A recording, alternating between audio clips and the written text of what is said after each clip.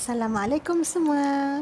Sempena musim cempedak ni, jom tengok cabi buat cucur cempedak yang lembut di dalam dan rangup di luar. Okey, first cabi guna tepung gandum. Tepung gandum ni cabi agak-agak dalam 1 cawan setengah. Okey, dan ambil sedikit tepung beras dalam 1 sudu besar.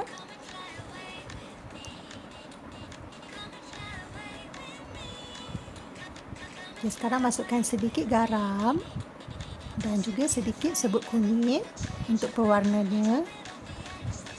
Dan kita gaulkan semuanya dengan air.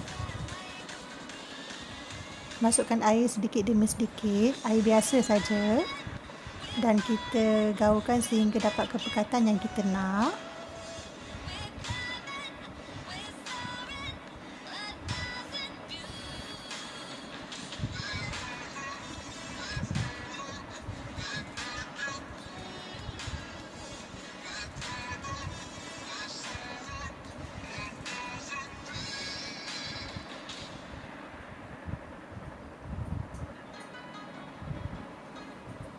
Okey, sekarang kita tengok kepekatan dia macam ni. Dia tak cair dan dia tak terlalu pekat. Just nice sahaja. Okey, dan kita masukkan buah cempedak kita.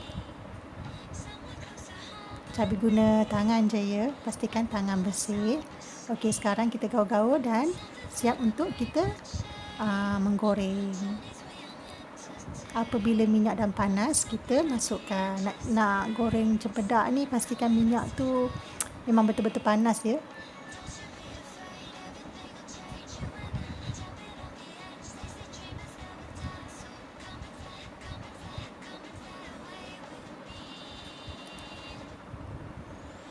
Okey, sekarang kita terbalikkannya.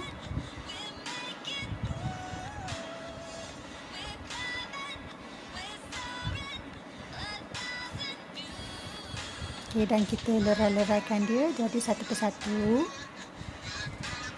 Apabila dah garing, tandanya dah masak dan boleh diangkat, siap untuk dihidangkan. Alhamdulillah, dah pun siap. Resepi cucur cempedak yang rangup di luar dan lembut di dalam. Selamat mencuba. Sehingga berjumpa di next video. Assalamualaikum.